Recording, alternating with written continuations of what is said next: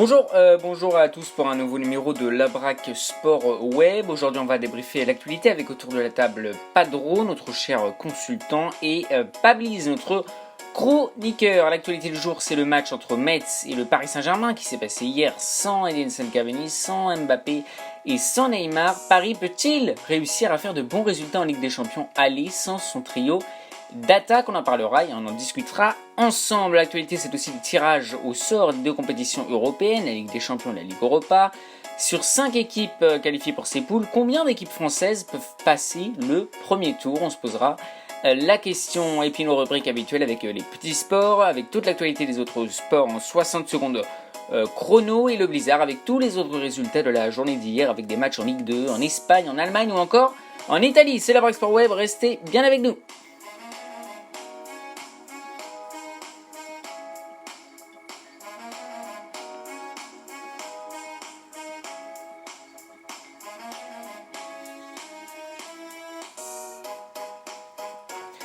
Et on va commencer tout de suite cette émission avec l'actualité du jour et le match entre Metz et le Paris Saint-Germain qui s'est imposé 2-0 grâce à des buts de Angel Di Maria à la 11e minute et de Choupo-Moting à la 43e minute. La question d'aujourd'hui, sans son trio d'attaque, Paris peut-il faire de bons résultats lors des phases allées des poules de la Ligue des Champions? Je rappelle quand même le tirage au sort pour Paris Saint-Germain dans les poules de la Ligue des Champions.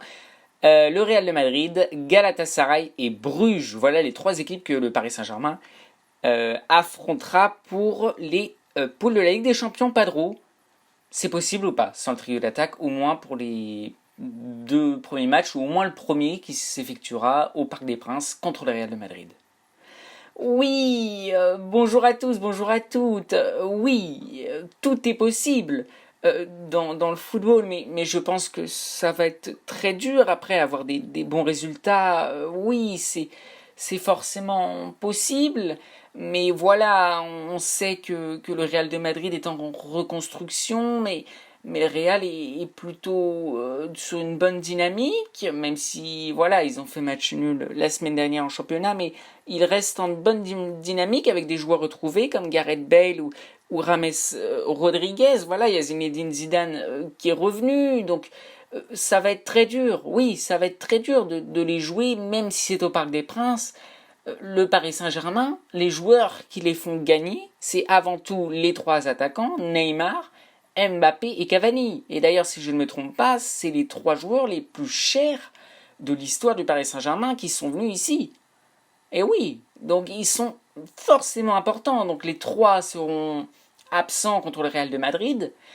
Après, oui, le Paris Saint-Germain a réussi à se débrouiller pour l'instant sans leurs 3 vedettes d'attaque. On l'a vu, victoire 4-0 contre Strasbourg la semaine dernière, victoire encore 2-0 hier, mais est-ce que Choupo-Moting va réussir à être dans la bonne dynamique face au Real de Madrid? On parle du Real de Madrid quand même. Voilà, est-ce que Angel Di Maria va réussir à mener les siens tout seul en attaque? Voilà, ça va, tout est possible, mais ça va être très dur au moins contre le Real de Madrid en ce premier match. Merci Padro donc pour toutes ces réactions. Voilà donc le Paris Saint-Germain qui jouera très prochainement les face allées des poules sans leurs 3 vedettes d'attaque. Ça sera contre le Real de Madrid au Parc des Princes. On ferme ce débat et on passe au petit sport, l'actualité des autres sports en 60 secondes chrono. C'est parti, jingle. L'équipe de France gagne facilement son 3e match de préparation à la Coupe du Monde contre une très faible équipe d'Italie. On parle bien sûr de rugby, 47-19. C'est le score en faveur des rugbymen français grâce à 7 essais, dont 5 transformés. C'est un Espagnol que nous connaissons bien qui s'impose pour la 7e étape de la Vuelta. Il s'agit bien sûr de Alejandro Valverde qui remporte facilement cette étape dans son pays.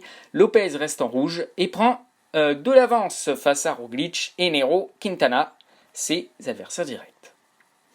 L'US Open continue avec le 3e tour hier et les victoires de Djokovic, Federer ou encore Goffin chez les hommes, et Serena Williams est partie qui gagne aussi rapidement chez les femmes. Aujourd'hui, la dernière chance française, Gaëlle Monfils, va tenter de représenter la France en huitième de finale. C'est déjà la dernière chance pour ce troisième tour.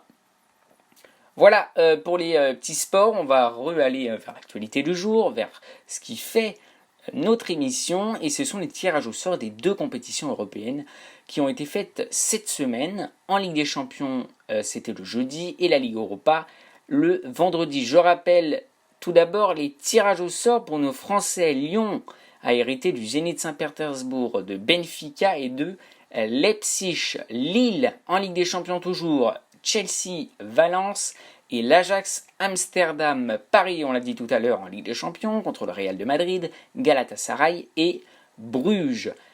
En Europa League, il y a deux équipes. Saint-Étienne a hérité de Gante, Wolfsburg et Alexandria, je pense que je dis bien le mot, et le Real de Madrid contre la Lazio Rome, le Celtic Glasgow et Cluj. Question: sur les 5 équipes, combien d'équipes françaises vont se qualifier pour les phases finales? Padro, qu'est-ce que vous en pensez?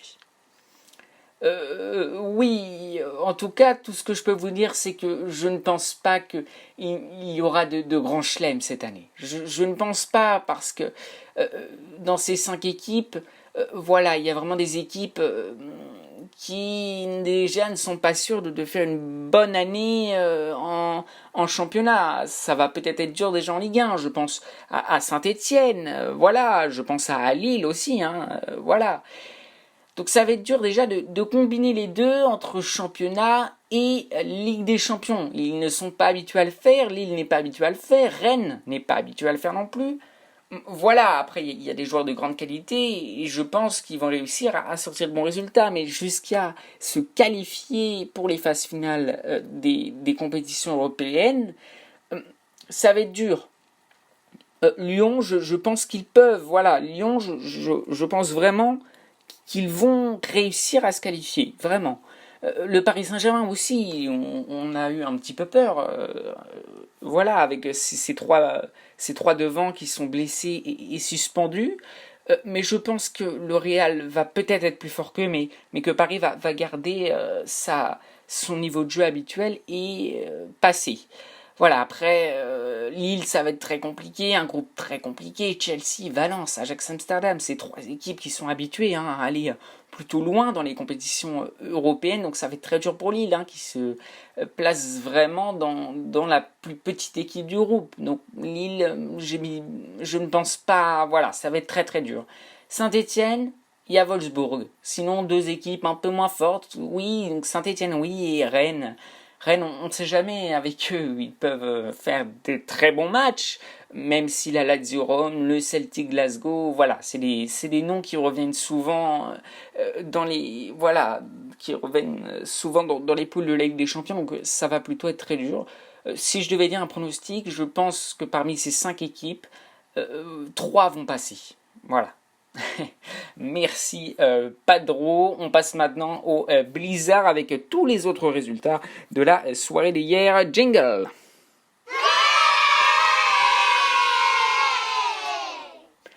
Et Pabliz, c'est à vous avec des matchs de Ligue 2 hier. Oui, bonjour à tous. Niort, 3, Le Havre, Auxerre, Le Mans et Valenciennes qui ont gagné hier. Match nul entre Nancy et Rodez. Un partout. En revanche, Le Havre de Paul Le Guen, qui sont très très bien partis, donc toujours deuxième. En Espagne, c'était la suite de la Liga avec 2 matchs au programme. Oui, et enfin, une défaite, une fois, des points perdus, plutôt pour le FC Séville qui a perdu ses premiers points dans ce championnat face au Celta Vigo, un partout hier dans leur propre stade. Et dans l'autre match, c'est Bilbao qui gagne 2-0 contre le Real Sociedad. En Allemagne, le début de la 3e journée. Oui, avec le Mönchengladbach qui s'est fait prendre par Leipzig et leur attaquant Werner qui a inscrit un triplé pour une victoire 3-1 de son équipe. Et enfin l'Italie avec Bologne-Spal. Oui, Bologne-Spal, voilà, c'était le match d'entrée pour la 2e journée et c'est Bologne qui a gagné 1-0 face à une équipe de Spal trop indisciplinée. Très bien, merci beaucoup Padro pour tous ces résultats et on se retrouve bien évidemment demain. Merci aussi à vous, Pablis, notre cher chroniqueur. Oui, voilà. Merci à Padro, notre consultant, à Serge et à toutes les équipes techniques qui ont préparé avec moi cette émission. Très bien, merci beaucoup, merci à vous. Restez bien sûr fidèles. Allez, ciao.